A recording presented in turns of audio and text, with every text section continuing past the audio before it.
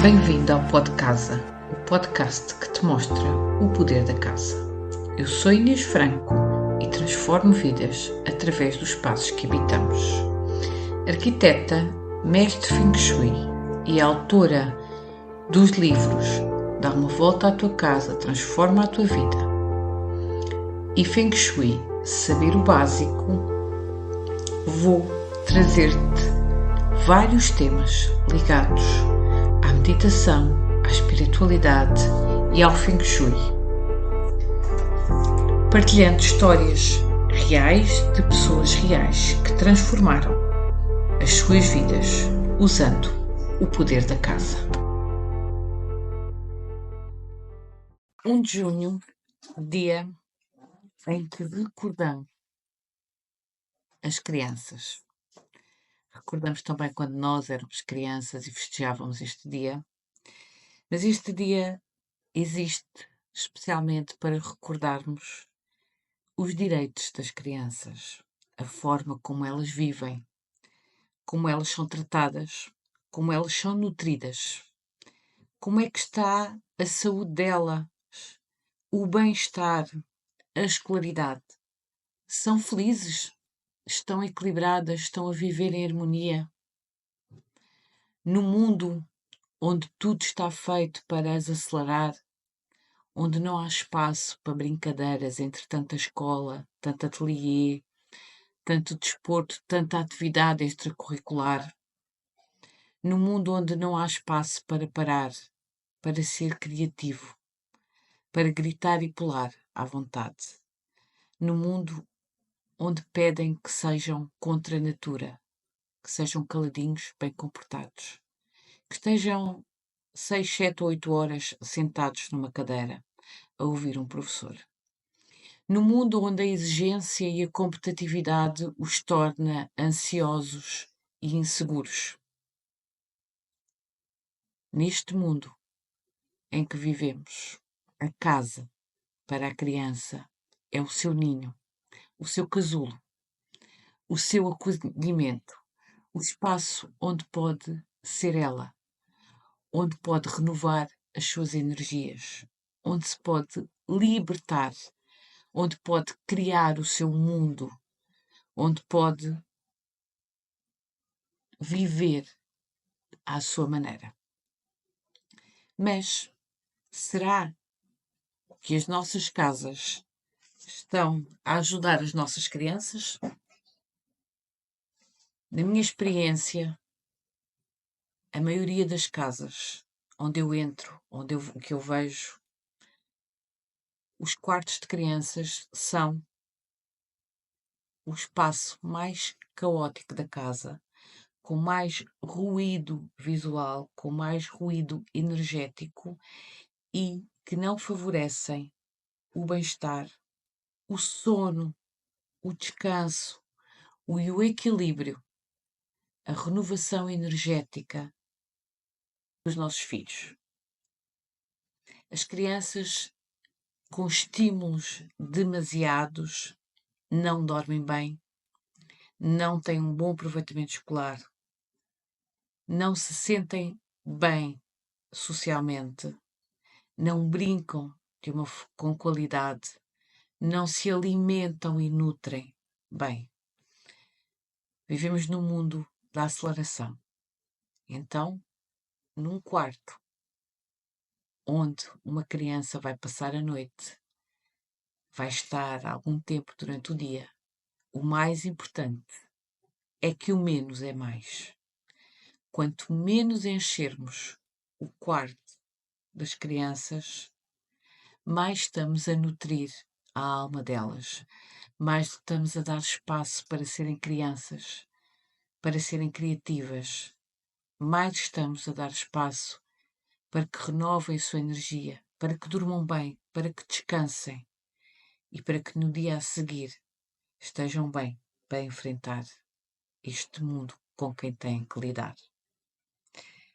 Será que estamos a contribuir para aumentar os estímulos e depois queixamos-nos e medicamos crianças hiperativas, TDAH, autismo, dislexia, sobrecarga energética, sobrecarga de horários, sobrecarga de coisas para fazer, sobrecarga de obrigações. Pedimos hoje às crianças que tenham mais obrigações e cumpram mais horários que a maioria dos adultos. Elas têm que ser autónomas, elas têm que ser isto, elas têm que ser aquilo, elas têm que ser o outro. Não. Elas apenas têm de ser crianças. Começamos pelo princípio da vida, onde quem tem um bebê sabe que a prioridade é o sono do bebê, é o descanso. Se um adulto que dorme mal não funciona bem, fica rabugento, imagina um ser pequenino.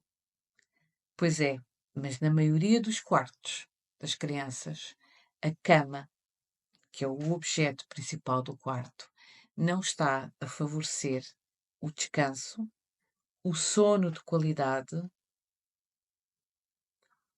a saúde da criança. Tudo o que está no quarto está a subcarregar a criança. A maior parte das vezes tem estímulos a mais. Preocupa-me. Preocupa-me pelas crianças, preocupa-me pelo futuro, preocupa-me pelo estado emocional e energético em que elas muitas vezes se encontram. Preocupa-me porque depois as vão medicar. E se calhar não estamos a fazer coisas tão simples como olhar para o quarto, olhar para o ambiente que os rodeia, para o ambiente que os nutre. Como está o quarto das crianças hoje em dia? Camas que não estão na posição de segurança, camas com gavetas e objetos por baixo, camas com prateleiras por cima da cabeça, camas com a cabeceira para a janela, camas onde a criança deitada não vê a porta. Tudo isto vai dar à criança, ao jovem, ou até mesmo a alguns adultos, uma insegurança enorme. O nosso subconsciente, quando está a dormir, está mais ativo que o consciente. Precisamos de dormir num espaço calmo, tranquilo, com poucos estímulos visuais, onde possamos ver a janela e a porta, onde a energia pode circular à nossa volta, por baixo da cama e nas laterais, e devemos ter apenas a nuca para a parede. E essa parede não deverá ter nem portas, nem janelas, apenas uma boa cabeceira. A cabeceira da cama no Feng Shui simboliza o nosso apoio na vida. Será que as nossas crianças se estão a sentir apoiadas? Ou será que elas estão a sentir desapoiadas sem cabeceira? Se estão a sentir inseguras ao não verem a porta e a janela enquanto descansam? Será que não têm cores a mais, objetos a mais, brinquedos a mais? A pergunta não é onde vou pôr os brinquedos que tenho debaixo da cama. A pergunta é porquê é que tenho tantos brinquedos? O menos é mais será a frase melhor quando se trata do Feng Shui, do quarto de uma criança. Vamos colocar, se calhar, caixas de brinquedos na sala, na cozinha, noutros espaços, ou pelo menos os brinquedos fiquem num armário que está fechado e que não os possamos ver enquanto descansamos. Para quê? Para que isso não estimule, não acelere, não provoque esta hiperatividade, esta descarga energética que nós sabemos que é muitas vezes uma birra. Ou até mesmo esta insónia, este sono não tranquilo. Apenas com a mudança de paradigma na cama e no ambiente, a vida do teu filho vai melhorar. Armários cheios de coisas dão a sensação de que não temos espaço. E muitas vezes a criança tem a sensação que não tem espaço no resto da casa, porque mandam-na para o quarto a toda a hora. Mandar o teu filho estudar no quarto, brincar no quarto, jogar no quarto, ter a PlayStation no quarto, é dizer-lhes que ele está excluído da família, que ele está afastado. Vamos levar o que a criança precisa e usa no dia a dia para o resto da casa. E não tornar o quarto da criança uma espécie de arrecadação de objetos, muitos deles que ela já não usa, roupa que já não veste, brinquedos que já não joga, estão a tornar-se uma energia estagnada na vida, na saúde, no equilíbrio, na boa disposição e no bem-estar de cada um. É óbvio que isto também se vai refletir no desempenho escolar. Um bom sono, um sono nutrido, vai ajudar muito o teu filho no desempenho escolar. A maioria das crianças estuda no quarto, que a nível de Feng Shui é totalmente desaconselhado. Os quartos neste momento têm a energia da rua, com a roupa, as mochilas, a tralha que vem todos os dias da escola. Tem a energia do descanso na cama. Tem a energia do trabalho na secretária. E tem a energia da brincadeira nos jogos e nos brinquedos. É uma mistura enorme. Ninguém aguenta fazer isto tudo ao mesmo tempo. Ter isto tudo no mesmo espaço. Muito menos um cérebro e um sistema nervoso pequenino que está em construção e em desenvolvimento e que para isso necessita mais de calmaria, de conforto, do que viver dentro de uma arrecadação. A maioria das secretárias, além de não deverem estar nos quartos, estão nos quartos e viradas para uma parede. As crianças sentam-nos a estudar com um grau de exigência grande, porque tens que ser o melhor, porque tens que estudar, porque é muito importante. Como se a escola ocupasse tudo da nossa vida. Como se as notas da escola definissem quem são os nossos filhos. Não, não é isso que define quem são os nossos filhos. Mas a forma como tu o colocas em casa também vai definir que eles vão ser adultos e jovens inseguros, vão se sentir não suficientes e não vão estar tranquilos, calmos e relaxados para absorver as matérias que estão a estudar. A maioria dos jovens e crianças estudam numa secretária que está virada de castigo para a parede. Não conseguem ver nem a porta nem a janela e estão de costas para tudo. Daí, nunca lhes apetecia estudar na secretária, porque ela não está numa posição que os favorece. Aliás, se tens um escritório em casa, por que não a secretária do teu filho estar no escritório? Se ele gosta de estudar noutro local da casa, por que não criar um espaço de estudo noutro local da casa e deixar o quarto para a energia mais lúdica e para a energia do descanso? Os armários. Os armários do nosso quarto simbolizam a forma como organizamos os nossos pensamentos e as nossas emoções. A maioria dos armários nos quartos de crianças têm uma confusão enorme entre roupa que não serve, roupa que está grande, roupa que usam, roupa que não gostam. Sapatos, energia que nem sequer devia entrar dentro das nossas casas, quanto mais estar no quarto. Têm também uma quantidade de brinquedos que lhes ofereceram indevidamente para os tentar estimular num dia de festas, com o qual não brincam, não usam e não os ajuda no seu desenvolvimento psíquico, motor e energético. Têm também uma data de coisas indefinidas que não sabemos o que querem, nem para que servem e que para eles não faz sentido. Tudo isto está nos armários dos quartos. Portanto, isto simboliza neste momento as emoções, os pensamentos e a forma como o teu filho as arruma.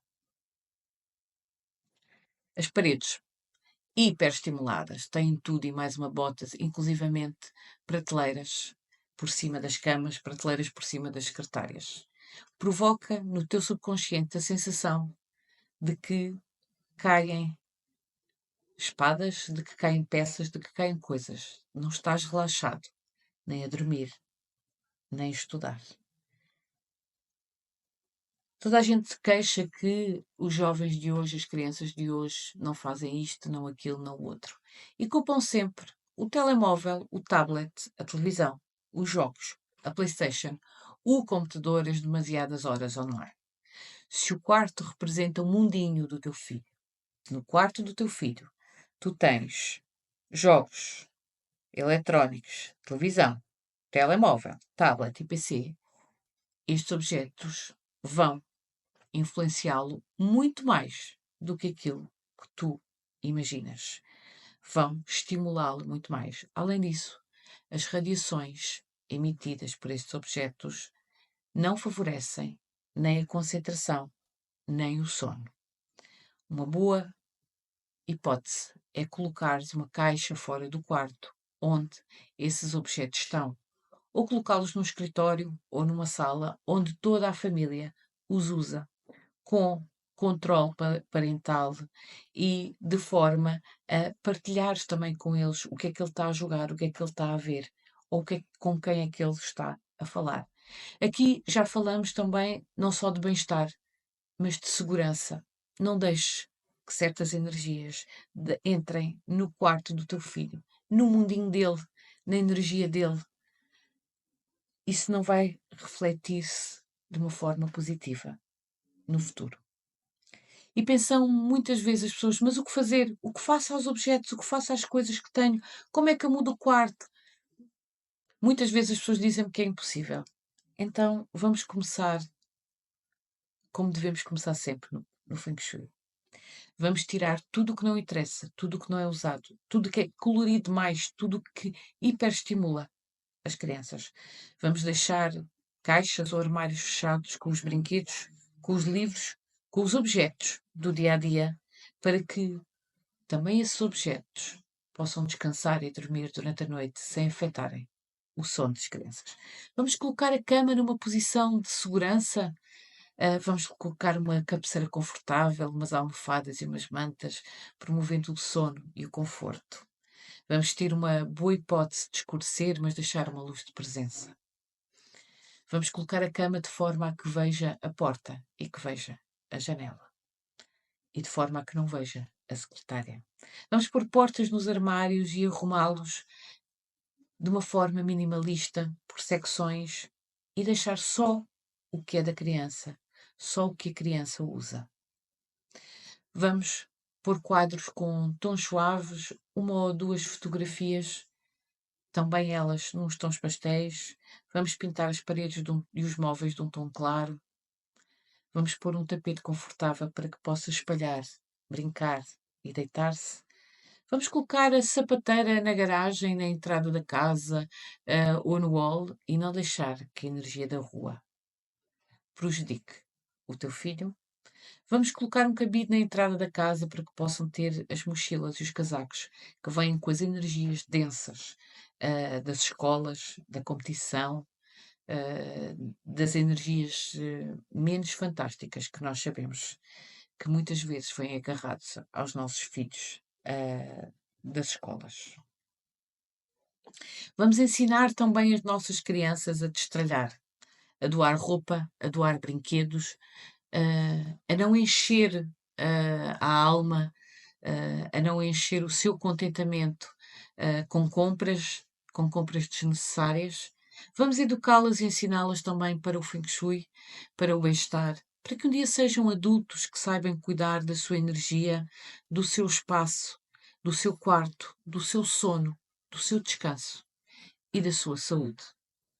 Se o teu filho é uma prioridade para ti, por favor, torna o Feng Shui do quarto dele uma prioridade também. Preocupa-me muitas vezes as casas das crianças que eu vejo. Preocupa-me muito pelo futuro e pelo bem-estar destas crianças, a forma como estão os quartos. Às vezes sinto até uma revolta, como se preocupas com o tapete da sala ou com o quadro que está na parede ou com a cozinha nova e o teu filho está no meio do caos. Pelo futuro das crianças, pelos direitos das crianças, para que elas possam ter uma boa escolaridade, para que elas possam ter saúde, ser felizes, estar bem nutridas, viver uma vida harmoniosa, não desenvolverem patologias de hiperatividade ou de desconforto, terem uma saúde fantástica. Vamos olhar no dia da criança para os seus quartos, para o seu mundo, para o seu espaço.